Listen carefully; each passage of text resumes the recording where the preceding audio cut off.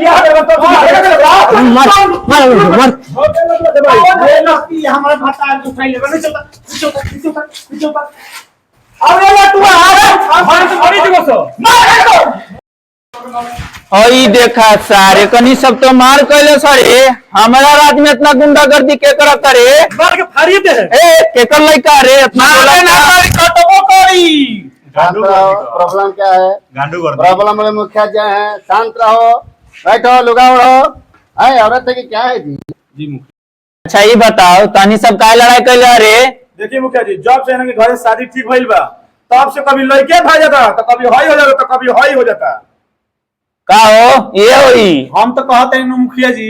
यहाँ के भाई के लड़का बा लटुआ हमार एक से शादी ठीक करवा दीजा समझ गई नी वही तिलक वही बारात सब कुछ वही डेट पे रही समझ गई नो वही डेट पे रही खाली तिलक काल चढ़वा दी मटकोर उटकोर सब वही दिन पे रही मुखिया जी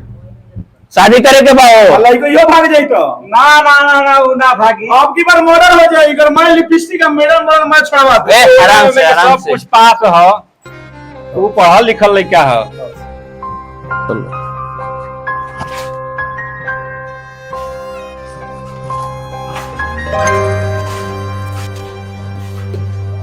ए लटुआ इज्जत के बात बा शादी कर ले क्या कह दिली चचिया तू कह दे हम ना करी अच्छा बात बेटा अच्छा बात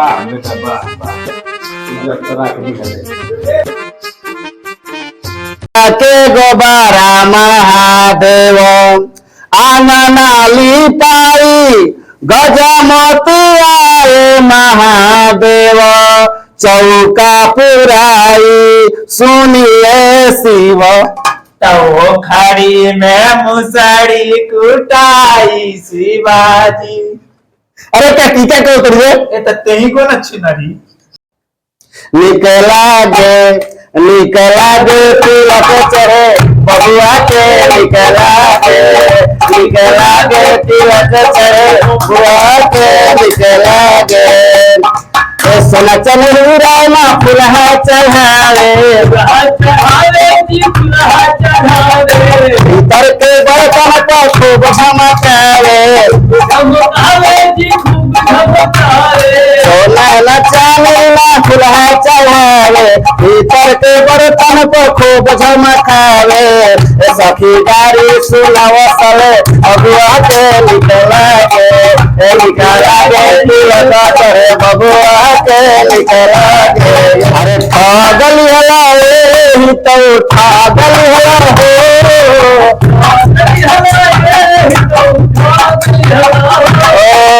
पागल हला पागल हला हो तो दिया के चढ़ावरी हो भैया के पागल हला हो तो दिया के चढ़ावा दिन हो गया भाई आके पागल हला हो पंडित लागे चुनारा चमकाए मोहना करे पंडित लागे चुनारा चमकाए मोहना करे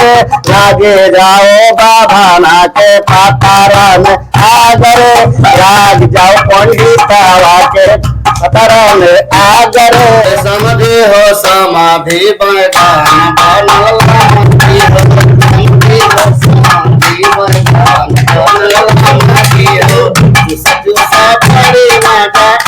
आई थी सजो सफरी मजा आई थी हितवारे हितवा बनल पूरी तारा कारी थी हितवारे हितवा बनल पूरी तारा कारी थी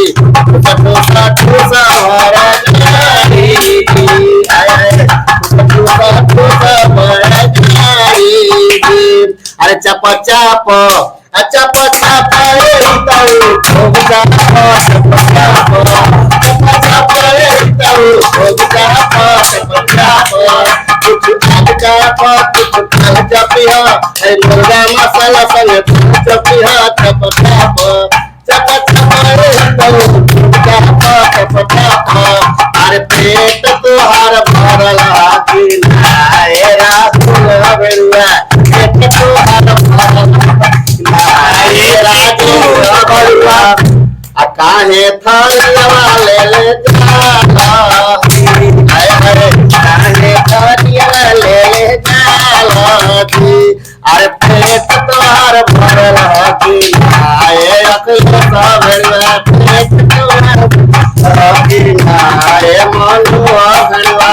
काहे थालिया ले ले जालाती हाय हाय काहे थालिया ले ले जालाती अरे पेट तोहार भरल की आए अखिया भेड़वा पेट तोहार भरल की अनाए पांडे भेड़ुआ मुखिया पांडे मुखिया काहे छोनिया ले ले जालाती काहे छोनिया ले ले जालाती आ गई बाकी देखो सब ठीक बनू तिलक जैसे हो गइल बा वही तरह से शादी भी बढ़िया से तनी सब जी, जी, मना ली जी, मुखिया। ठीक बनू तब मिलनी हो जाओ मुखिया जी। हाँ कर ला मिलनी ए हट, तू जब जब मिलत रहा, जब जब बियाह कर जाता हम मिलब।